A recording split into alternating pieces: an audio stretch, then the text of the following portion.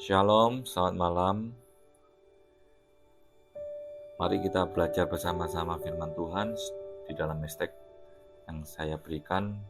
Ayo sama-sama belajar supaya kehidupan kita semakin mengerti akan kebenaran firman Tuhan, semakin bertumbuh dan kuat di dalam Tuhan.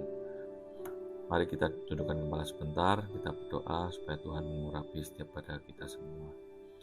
Terima kasih Tuhan atas kesempatan yang baik kami dapat mendengarkan firman-Mu. Berbicaralah buat kami Tuhan, sehingga firman-Mu pada malam hari ini dapat membuat hati kami terpaut hanya kepadamu, kerohanian kami dapat bertumbuh dalam Engkau Tuhan, sehingga kami dapat lakukan dalam kehidupan kami, sehingga melalui kehidupan kami nama Tuhan dipermuliakan. Urapi hamba-Mu yang terbatas, urapi kami semua Tuhan, supaya apa yang kami dengar, kami sampaikan ini Tuhan, benar-benar berasal daripada-Mu. Di dalam nama Tuhan Yesus, kami telah berdoa dan mengucap syukur. Haleluya, haleluya. Amin. Malam hari ini, saya ingin membagikan firman Tuhan yang saya beri tema mengenal kasih karunia Tuhan dan rencananya. Di dalam 2 Petrus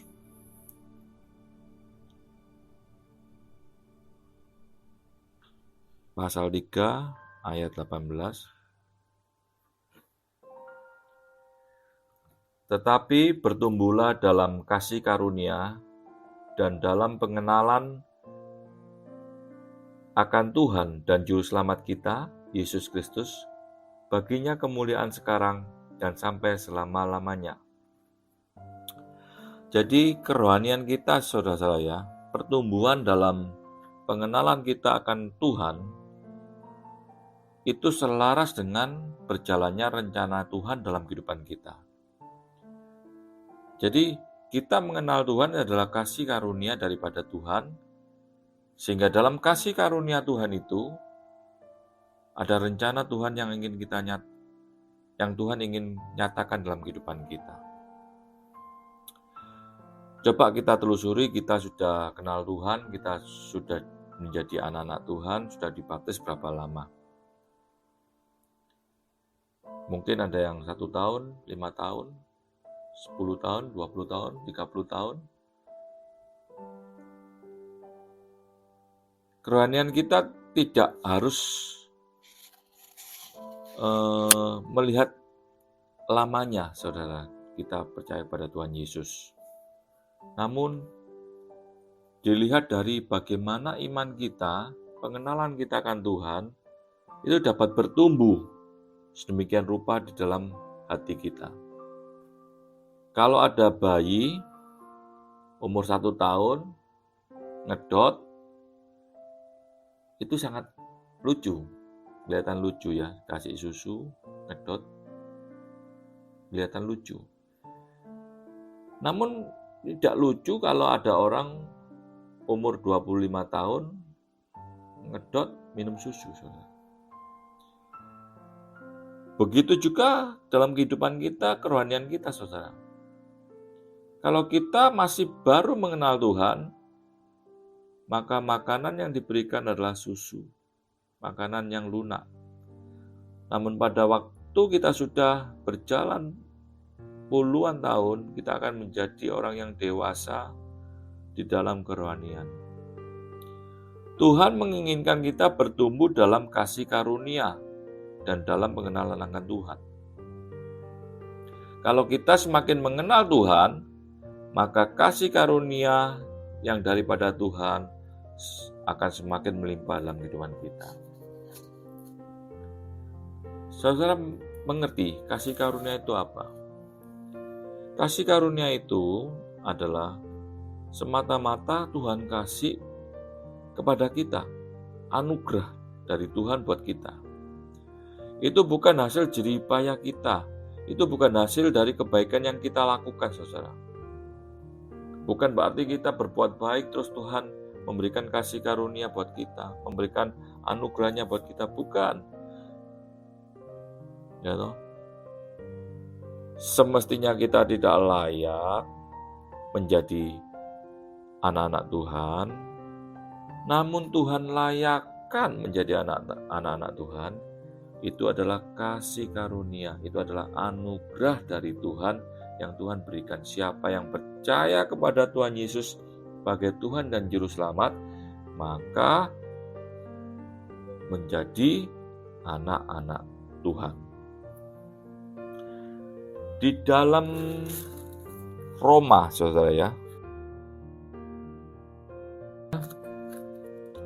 Roma 8, pasal 8 ayat 32, dikatakan, Ia huruf besar Tuhan sendiri, yang tidak menyayangkan anaknya sendiri, tetapi yang menyerahkannya bagi kita semua, bagaimana mungkin Ia tidak mengaruniakan segala sesuatu kepada kita bersama-sama dengan Dia? Bayangkan saudara, Tuhan sendiri tidak menyayangkan anaknya untuk kita, diberikan buat kita, menyerahkannya untuk kita semua. Bagaimana mungkin Tuhan tidak mengaruniakan segala sesuatu yang untuk kita dalam kehidupan kita, yang sangat berharga aja Tuhan berikan buat kita, yaitu anaknya yang tunggal, Tuhan Yesus sendiri. Di dalam 1 Yohanes 4 ayat 8, Tuhan itu adalah kasih. Allah yang merencanakan yang terbaik buat anak-anaknya. Nanti kita baca ya sendiri di dalam 1 Yohanes 4 ayat 8. Saya ngambil satu kesimpulan bahwa God is love. Allah itu adalah kasih. Allah yang merencanakan yang terbaik buat anak-anaknya. Saudara percaya bahwa Allah turut bekerja dalam segala sesuatu untuk mendatangkan kebaikan buat kita, bagi kita yang mengasihi Tuhan. Saya ngambil beberapa poin ya saudara ya di renungan malam hari ini. 3 poin aja ya. Yang pertama, rencana Tuhan itu sempurna saudara. Allah turut campur tangan di setiap hidup kita, baik maupun buruk. Kadang-kadang kita itu seringkali bertanya, butuh penjelasan daripada Tuhan. Mengapa Tuhan ini terjadi buat kehidupan kita?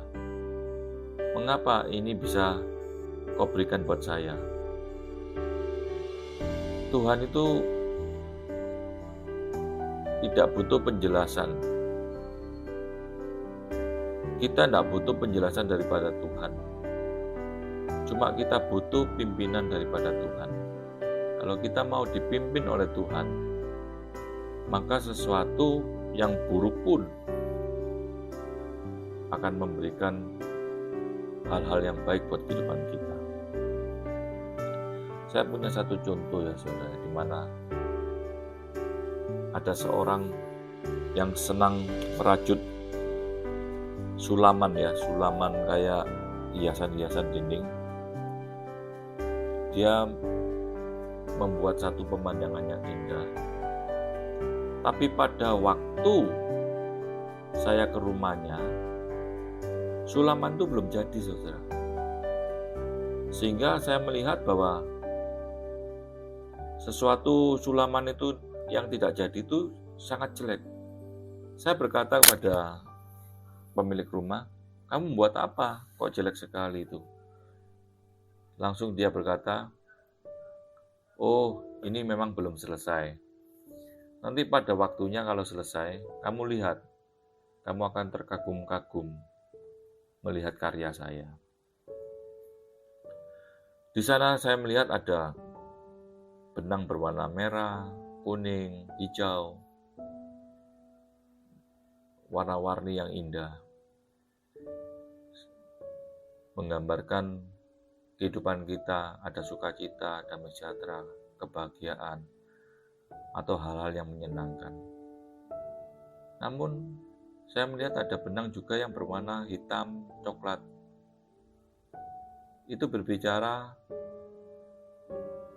tentang masalah atau problem yang kita hadapi di dalam kehidupan kita. Saya percaya dalam perajutan gambar yang dibuat pemilik rumah ini, kalau tidak ada warna merah, kalau tidak ada warna hitam atau coklat, maka lukisan itu perajutan itu tidak akan kelihatan baik, saudara. Memang Tuhan izinkan seringkali benang hitam itu merajut dalam kehidupan kita. Tapi percayalah saudara-saudara, kuatkan hatimu. Maka kami percaya setelah proses itu selesai, maka semua menjadi indah, menjadi baik. Demikian juga pada waktu 3 bulan kemudian saya datang lagi ke rumah saudara ini. Saya melihat ada lukisan yang indah di dalam rumahnya, di ruang tamunya. Saya melihat rajutannya, siapa ini kok bagus seperti lukisan ini. Terus dia bilang, "Lah, ini dulu rajutan yang saya bikin yang waktu kamu datang, yang kamu bilang jelek itu. Kan memang kalau belum selesai kelihatan jelek, tapi kalau sudah selesai, maka semua itu akan baik, indah, dan sangat mengagumkan, saudara." Begitu juga Tuhan mengizinkan proses itu datang dalam kehidupan kita saat ini. Why me Lord, mengapa ini terjadi Tuhan? Mengapa ini terjadi pada saya? Percayalah saudara, ini hanya sementara. Ini hanya proses yang Tuhan izinkan untuk membuat kita menjadi baik sesuai dengan rencananya. Percayalah saudara. Yang kedua, rencana Tuhan itu mencakupi segala sesuatu. Segala sesuatu pasti dalam kendali rencana Tuhan.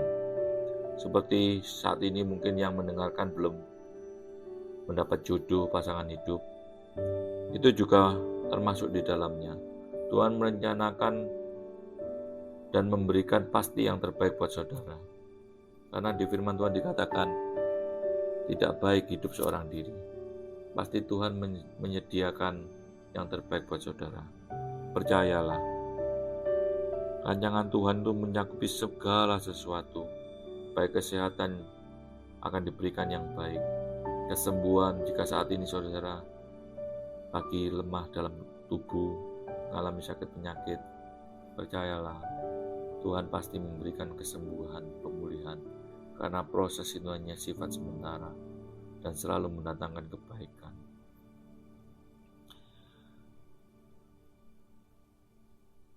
Pada waktu saya mendengarkan kisah dari teman saya, hamba Tuhan, waktu dia bertugas ada pelayanan di pulau terkecil ya, pulau kecil saya lupa namanya di mana. Pada waktu itu dari bandara itu masih berjalan 9 jam naik mobil itu. Tiba-tiba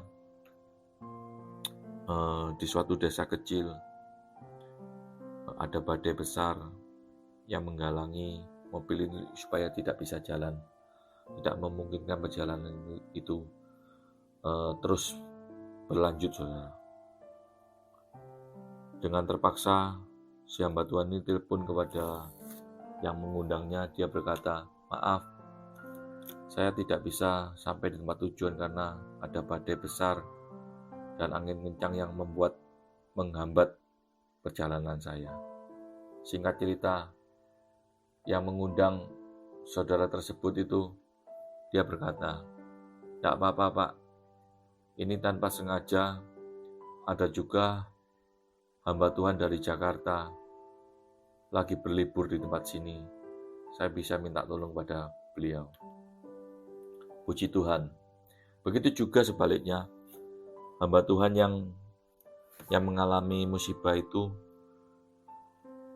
sampai di suatu desa yang sangat kecil. Tiba-tiba di sana itu banyak orang yang merindukan firman Tuhan.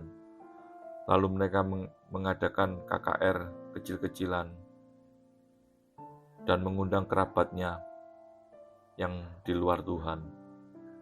Pada waktu firman Tuhan disampaikan, pujian dinaikkan, ada sukacita, ada sorak-sorai. Sehingga pada waktu itu, setelah ibadah tersebut, ada tantangan untuk dibaptis. Ada tantangan untuk bertobat dan mengakui bahwa Tuhan Yesus adalah Tuhan dan Juru Selamat. Maka waktu itu ada sekitar 20 orang bersedia untuk dibaptis, menyerahkan diri pada Tuhan Yesus.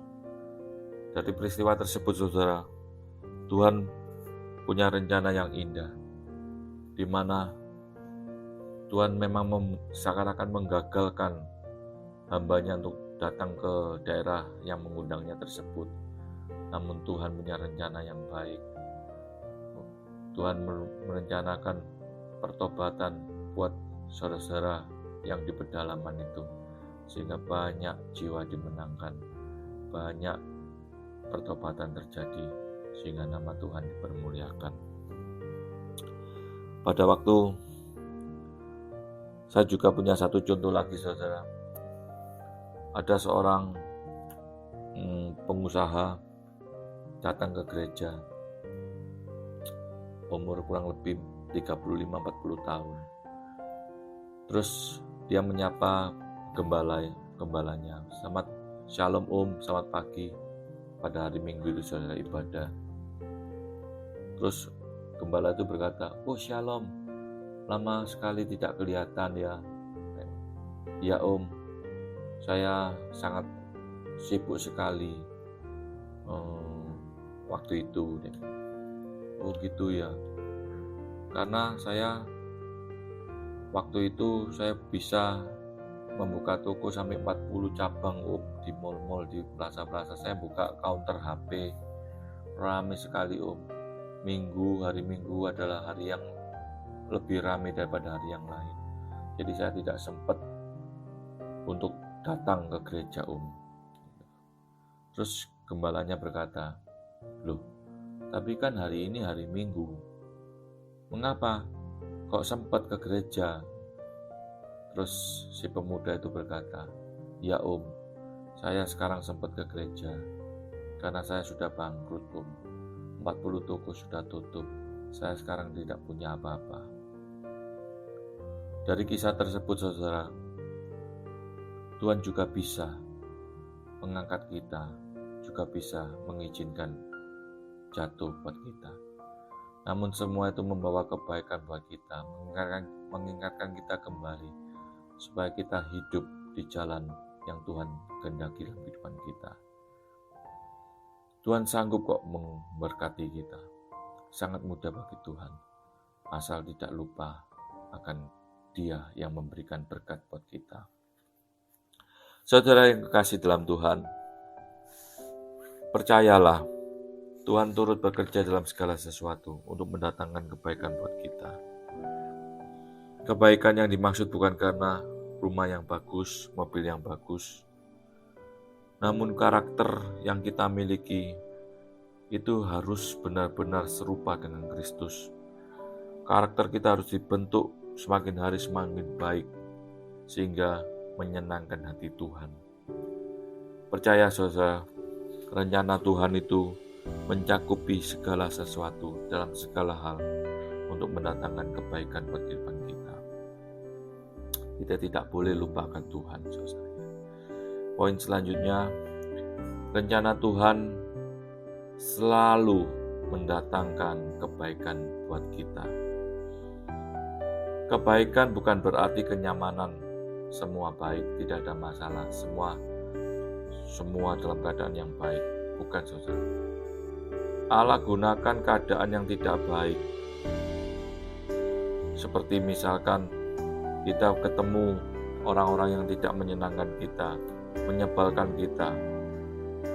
Tuhan izinkan orang-orang tersebut hadir dalam kehidupan kita, terutama orang-orang di dekat kita, saudara. Sahabat kita, teman kita, saudara kita, atau siapapun juga yang menjadi kerabat kita dekat, saudara. Itu Tuhan izinkan. Tuhan gunakan keadaan tersebut tujuannya untuk mendewasakan kerohanian kita. Dan kita harus percaya itu bermanfaat, memberikan yang baik untuk membuat kerohanian kita bertumbuh semakin hari semakin kuat di dalam Tuhan. Biasanya saudara ya, orang yang suka tersinggung, ya, marah-marah sama Tuhan, orang tersebut biasanya itu masih tak mengerti rencana Tuhan dalam kehidupannya. Karena apa? Dia merasa, mengapa kok Tuhan izinkan? Mengapa kok sampai orang ini berbuat begini pada saya? Percaya saudara, segala sesuatu Tuhan izinkan supaya kita bisa berubah, membentuk karakter kita, mengubah karakter kita, supaya kita itu benar-benar serupa, segambar dengan Dia. Walaupun kita tidak akan bisa 100% sama seperti Tuhan, namun Tuhan mempunyai satu rencana memproses kita supaya kita bisa serupa dan menjadi anak-anaknya yang berkenan pada Dia.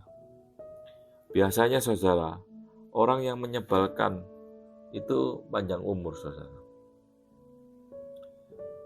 Biasanya yang seringkali berbuat onar atau berbuat yang tidak baik itu biasanya panjang umur. Mengapa demikian saudara? Karena Tuhan memang izinkan mereka berlama-lama dalam kehidupan kita, supaya hati kita ini terus dipoles, supaya hati kita ini terus diproses, sehingga kita menjadi emas yang murni, saudara. Di dalam ayat 23 ayat 10 dikatakan, Tuhan tahu jalan hidupku, jika Tuhan menguji aku, maka aku akan timbul seperti emas yang murni. Tujuan Tuhan adalah membuat kita menjadi emas yang murni, yang sangat bernilai, yang dapat disenangi oleh banyak orang. Orang siapa sih yang tidak ingin emas mulia? Mereka akan dekat, mereka akan mendekati kita, karena kita sangat bernilai, karena Tuhan yang memberikan nilai buat kita.